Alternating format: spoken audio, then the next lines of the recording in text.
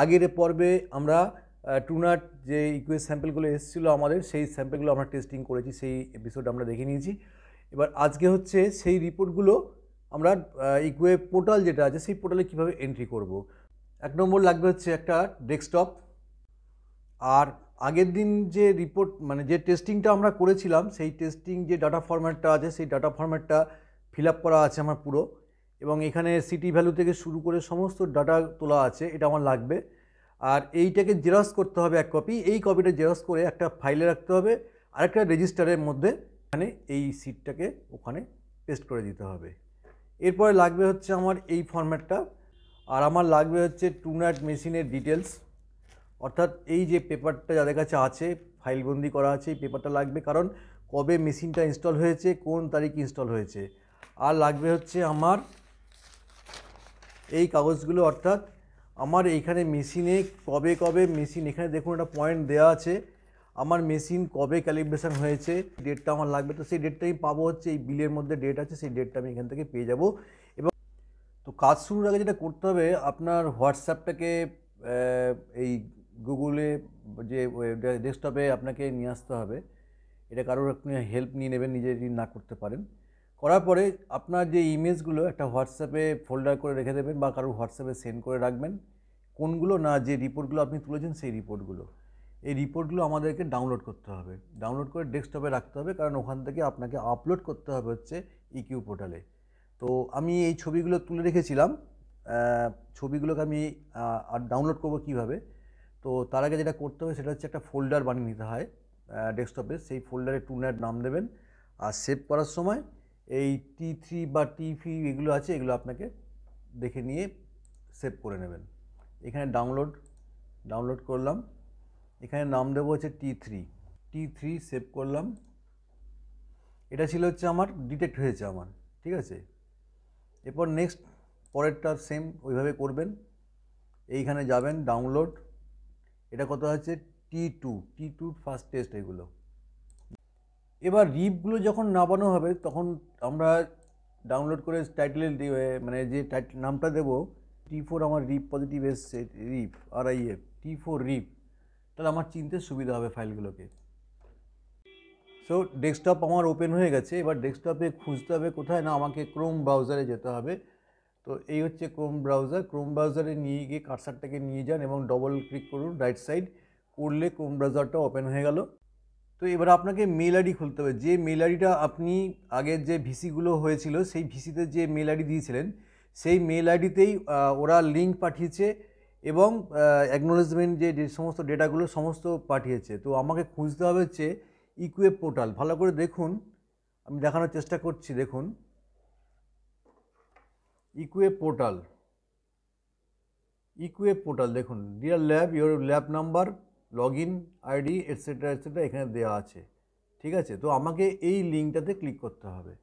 তো কার্সার এখানে নিয়ে আসলাম, নিয়ে এসে ইকুয়ে পোর্টালটা আমি ক্লিক করলাম। দেখুন ইকুয়ে পোর্টাল ক্লিক করার সঙ্গে সঙ্গে এখানে একটা লিঙ্ক আছে, দেখুন এটাকে আমি জাস্ট ক্লিক করব। এটা ক্লিক করার সঙ্গে সঙ্গে আপনার পোর্টাল ওপেন হয়ে যাবে। পোর্টাল ওপেন হলেই হবে না, আপনার এখানে দেখুন দেওয়া আছে লগ ইন আইডি আর হচ্ছে পাসওয়ার্ড। এই হচ্ছে হোম পেজটা খুলে গেছে। হোম পেজটা এরকম দেখতে হবে। আর এই হোম পেজের মধ্যে যেটা আছে 3খানা ঘর, একটা হচ্ছে জেন এক্সপার্ট লগ ইন, একটা GeneXpert ultra log in, আর একটা হচ্ছে টুনাট লগ ইন। তো আমাদের যেটা করতে হবে হচ্ছে টুনাট, যেহেতু তো টুনাট লগ ইন আমাকে ক্লিক করতে হবে। টুনাট লগ ইনে যখন ক্লিক করব, নিচে দেখুন এই যে অ্যারোটা আছে, অ্যারোতে ক্লিক করুন। টুনাট লগ ইন যখন ক্লিক করলেন তখন এইখানে এতগুলো হোম পেজ খুললো।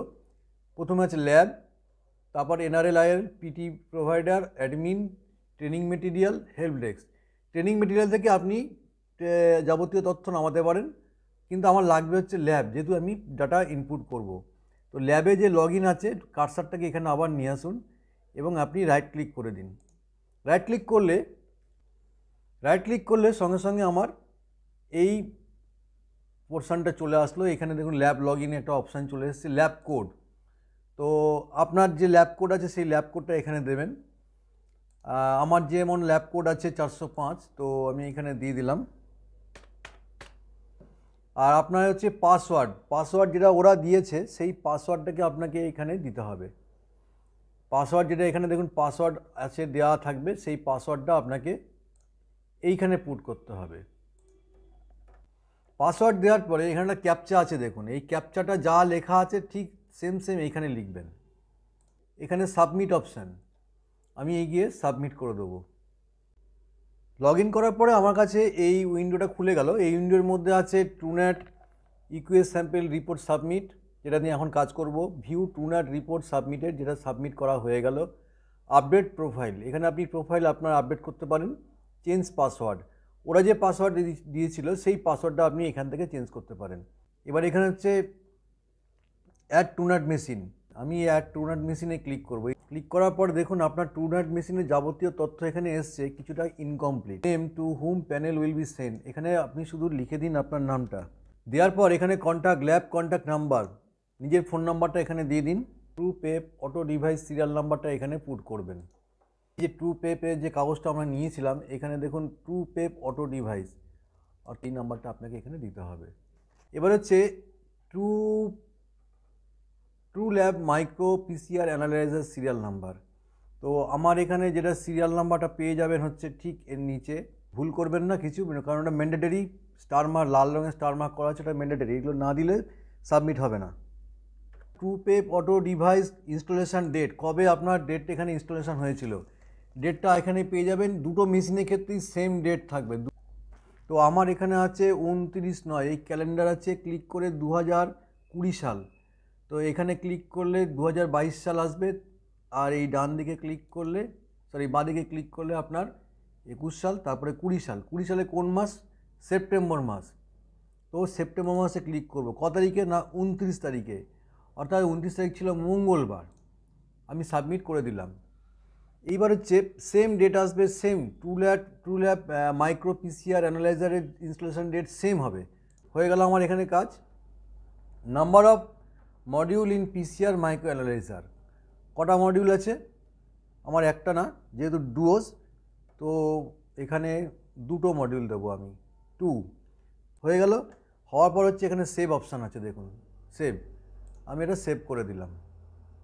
File has been submitted successfully, এবার এটাকে ওকে করে দিন। এন্টার পিটি রেজাল্ট, এখানে দেখুন দেওয়া আছে এন্টার পিটি রেজাল্ট। এটা খোলার পর এইরকম একটা উইন্ডোটা ওপেন হয়ে গেল। ওপেন হওয়ার পরে স্পিড পোস্ট নাম্বার, দেখুন এখানে সিলেক্ট লেখা আছে, এইখানে অ্যারো দেওয়া আছে, একটা সিলেক্ট লেখা আছে, এখানে অ্যারো দেওয়া আছে, অ্যারোতে ক্লিক করুন। ক্লিক করলে দেখবেন আপনার নাম্বারটা এসে গেছে এখানে। জাস্ট নিচে এসে নাম্বারটা সিলেক্ট করে নিন, নাম্বারটা সিলেক্ট করে নিন। হয়ে গেল সিলেক্ট। এবারে দেখুন তার পরের ঘরে আছে পারফরমেন্স আইডি, প্যানেল আইডি। আপনাকে পুরো পারফরমেন্স প্যানেল আইডি এখানে পুরোপুরি এখানে দিয়ে দিয়েছে, P202101। Date of panel receive হয়েছে 22 তারিখ, অটোমেটিক চলে এসছে এখানে। আপনার এখানে চলে এসছে ট্রুনেট সিরিয়াল নাম্বার, অটোমেটিক চলে এসছে, কবে আপনার ইনস্টলেশন হয়েছিল। এবার এইখানে একটা ঘর ফাঁকা পড়ে আছে, যেটা আপনাকে ফিল আপ করতে হবে। সেটা হচ্ছে যে date of recent instrument service or calibration. আমি যেটা ফরম্যাটটা দেওয়া হয়েছিল, এই ফরম্যাটে সমস্ত কিছু লেখা আছে। তো এই ফরম্যাটটা সামনে রাখবেন আর এটা দেখে দেখে ইনপুট করবেন। অ্যানালাইজারে কবে আপনার ক্যালিব্রেশন হয়েছে, আমার এখানে যেমন 23 সালে লাস্ট ক্যালিব্রেশন হয়েছে, 2021 সালে। এবার যেটা হচ্ছে সিলেক্ট ট্রুনেট কার্টিজ যে ঘরটা আছে এইখানে, এই পোর্শনে এবার আমরা আসবো। এন্টার রেজাল্ট ডিটেলস, সেখানে হচ্ছে আমাকে দিতে হবে হচ্ছে এমটিবি রিপটা অন করব, আর prep auto cartridge lot number. আমার কাছে যে সিট আছে সেই সিটের মধ্যে কার্টিজের লট নাম্বার দেওয়া আছে, লট নাম্বারটা এখানে আমি দিয়ে দেবো। এবার দেবো কবে হচ্ছে কার্টিজ এক্সপায়ারি ডেট, এখানে ক্লিক করলে ক্যালেন্ডার ওপেন হয়ে যাবে। আর হচ্ছে এমটিবি চিপের লট নাম্বারটা আপনাকে এখানে দিতে হবে, এখানে এই জায়গাটা দিয়ে দিলাম। এরপরে দেবো হচ্ছে এমটিবি চিপ এক্সপায়ারি, ক্লিক করলে ক্যালেন্ডার ওপেন হয়ে যাবে, চলে আসলো। এবার দিতে হবে হচ্ছে এমটিবি রিপ চিপের লট নাম্বার কত, চিপ রিপ তার এক্সপায়ারি ডেট কবে, এখানে নিয়ে এসে মাউস নিয়ে আসুন, এখানে ডেট চলে, ক্যালেন্ডার ওপেন হয়ে গেছে। হয়ে যাওয়ার পরে এখানে সেভ ডিটেলস আপনি করে দেবেন। সেভ যে ডিটেল ঘরটা এখানে সেভ করে দিলেন। নিচে এবার ঘর ওপেন হয়ে গেছে, ঠিক আছে। পিটি স্যাম্পেল দেখুন এখানে চলে এসছে, পিটি 2021T1, অর্থাৎ ওরা যে স্যাম্পেল পাঠিয়েছিল সেই স্যাম্পেল কিন্তু লিস্ট এখানে অটোমেটিক্যালি চলে এসছে। ডিএনএ এক্সট্রাকশান কবে করেছি সেখানে ক্লিক করলে ক্যালেন্ডারটা ওপেন হয়ে যাবে, আর আপনার এখানেও ডিএনএ এক্সট্রাকশান কবে করেছেন সেই ডেটটা কিন্তু এখানে লেখা আছে, কবে ডেট এক্সটেনশন করেছি আমি, ঠিক আছে। তো এখানে ক্লিক করবেন, ক্লিক করার সঙ্গে সঙ্গে কবে করেছেন না আপনার যে ডেট সেই ডেটটা করবেন। এখানে 23 তারিখ করেছি, তো 23 তারিখ আমি দিলাম, চলে আসলো। এবার যে এক্সট্রাক্ট স্ট্যাটাস কী ছিল, ক্লিক করুন, ভ্যালিড, এরর না অন্য কিছু এসছে, এরর এসেছিলো, কিছু আসেনি, এখানে সব কটাই ভ্যালিড এসছে আমার। তো আমি এখানে ভ্যালিডে ক্লিক করব। হওয়ার পরে এবারে এমটিবি টেস্ট ডেটে যাব। এমটিবি টেস্ট কবে ডেট টেস্ট করেছেন আমি আগের দিন বলেছিলাম দিনে দিন টেস্ট করবেন। এখানে ক্লিক করুন, 23 তারিখে ডেট আছে, 23 তারিখে ডেটে টেস্ট করেছেন। কত নম্বর বে, এখানে দেখুন বে লেখা আছে, কত নম্বর বেতে করেছেন সমস্ত লেখা আছে, কন্ট্রোল সিটি কত আছে সমস্ত লেখা আছে এখানে। এখানে চোখ বুলাবেন আর দেখবেন ওখানে আমার বে ছিল হচ্ছে 01, কন্ট্রোল সিটি আমার এসছে 1 নম্বর স্যাম্পেল যেটা ছিল T1 ক্ষেত্রে, সেখানে 29.17, 29.17। এইভাবে আপনার পরেরটা দেখাচ্ছি, এমটিবি ডিটেক্ট হলে কত, তার সিটি ভ্যালু কত ছিল 19.0। রান স্ট্যাটাস কী এসেছিলো, valid, invalid or not available, তো আমার এখানে ভ্যালিড এসেছিলো, তো আমি এখানে ভ্যালিডে ক্লিক করব। রেজাল্ট কী এসছে, যেহেতু আমার এমটিবি ডিটেক্ট হয়েছে তো এখানে আমাকে লিখতে হবে detected, MTB detected, not detect হলে সেটা লিখতে হবে এখানে এমটিবি ডিটেক্টেড। সিপিইউ ভ্যালু আপনাকে দিতে হবে, লিখবেন হচ্ছে 6.9 আর 10 টু দি পাওয়ার কত এসছে 06। আমি এখানে ডেটটা পুট করেছি, বে 1 দিয়েছি, P2তে P2 নাম্বার কত এসছে সেটা দিয়েছি, P1-এ কত এসছে 66.95।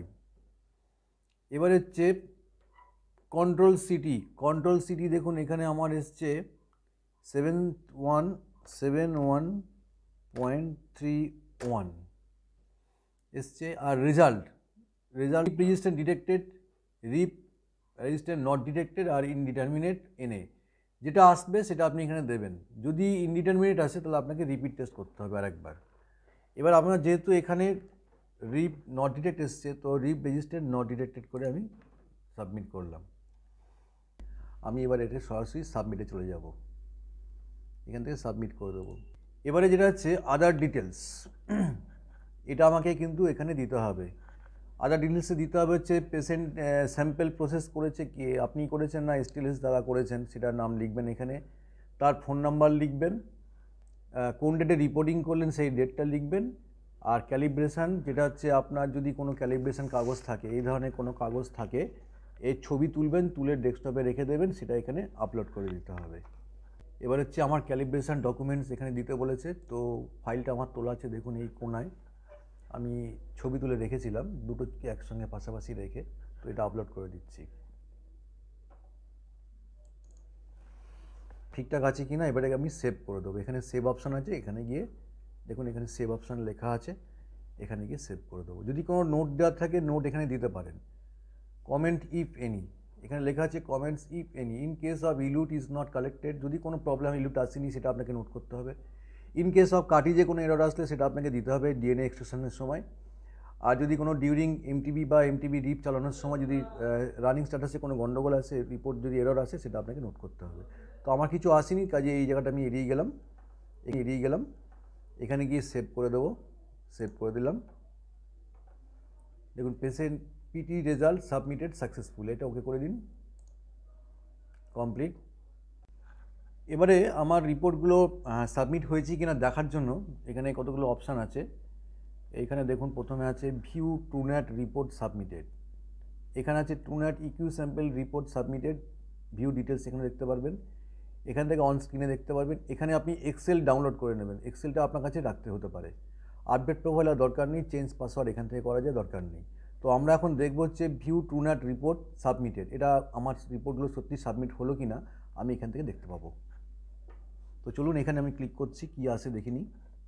দেখুন এখানে একটা ট্রুনাট অমুক এসছে, এই একটা নাম্বার এসছে, জাস্ট আপনাকে সার্চে গিয়ে সার্চ মারতে হবে। এটা হচ্ছে আপনার কোড, আপনি সাইটে যে কোড ইকুএ কোড সেই কোডটা এখানে চলে এসছে, সার্চ মারুন।